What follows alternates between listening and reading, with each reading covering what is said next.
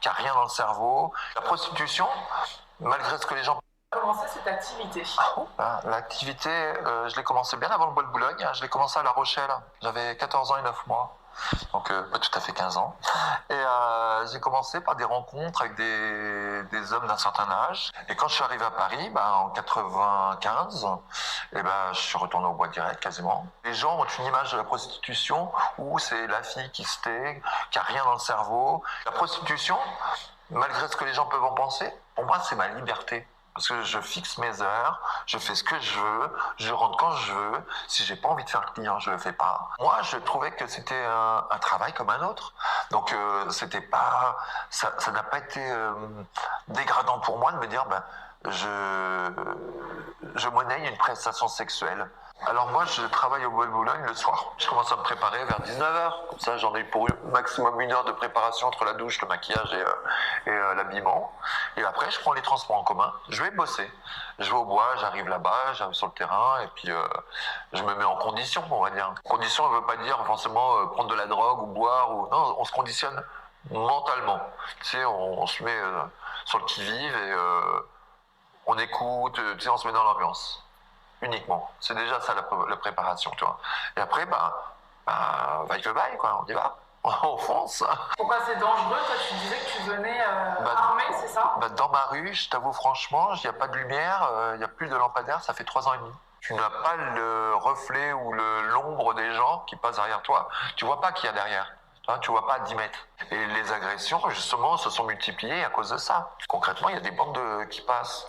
Des bandes de 5, 6 personnes, 6 jeunes qui viennent et qui cherchent à en découdre. C'est tellement dur pour nous de gagner notre argent actuellement que même tu te fais voler l'équivalent de la solde de 3 clients, mais tu pleures, quoi. Tu pleures parce que putain, merde, mes courses, machin, tu sais, ma vie, quoi, ma vie, mes revenus.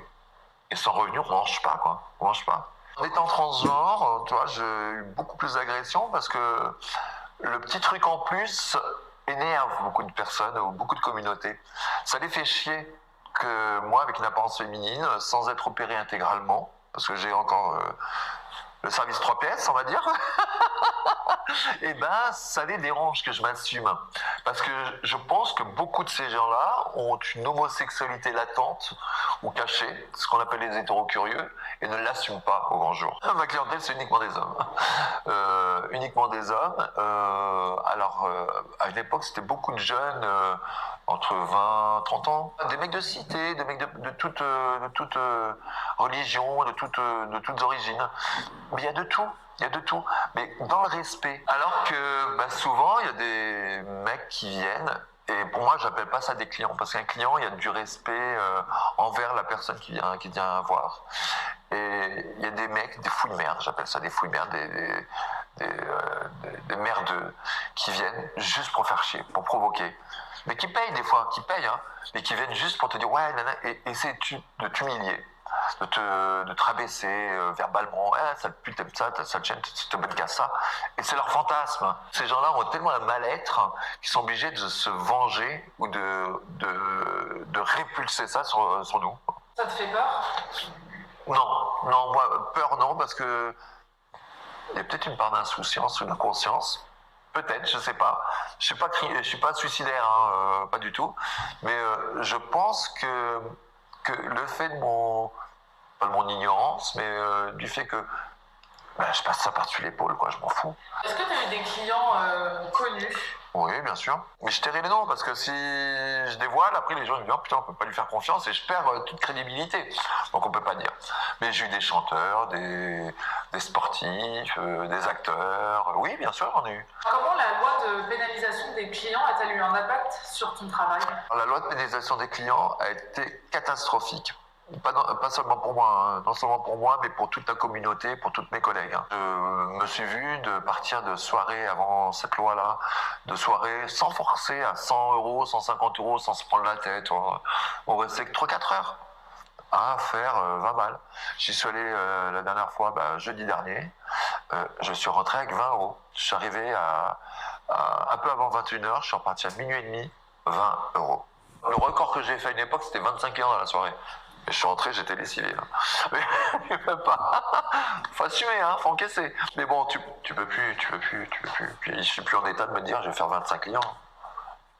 Je fais 25 clients, il faut une semaine pour m'en remettre.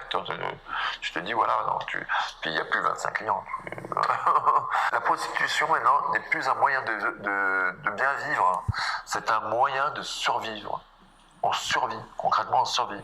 Et je peux te dire que ça nous a mis toutes à mal. Toutes à mal. On est au 6e dessous, quoi. On n'est plus bactère, on n'en fait plus. Pour les personnes qui affirmeraient que la prostitution n'est pas un vrai métier, qu'ils réfléchissent à 2 fois et qu'ils viennent essayer. Ils verront que c'est pas un jeu, que c'est pas un fantasme, que c'est pas parce que les putes sont des nymphomanes, ça c'est totalement faux. On peut flatter un client, le complimenter pour lui donner confiance en lui, et puis on le détend, quoi. Niveau sexuel et tout machin, le mec il peut arriver stressé, la larme à l'œil, il repart, il a le sourire jusque là, tu vois, il a la banane. Dans les 2 sens. Mais il est bien, tu vois, le mec il est détendu. Et là je me dis, eh ben j'ai bien fait mon boulot. Moi j'adore mon métier. Parce que pour moi c'est le seul qui me convienne. Parce que j'ai pas de patron. Je n'ai pas de patron. Donc concrètement, mon métier me convient à 2000%. À 2000%. Et je le revendique, haut et fort. Haut et fort. Je ne m'en cache pas, je me voile pas la face, mais j'aime réellement ce que je fais.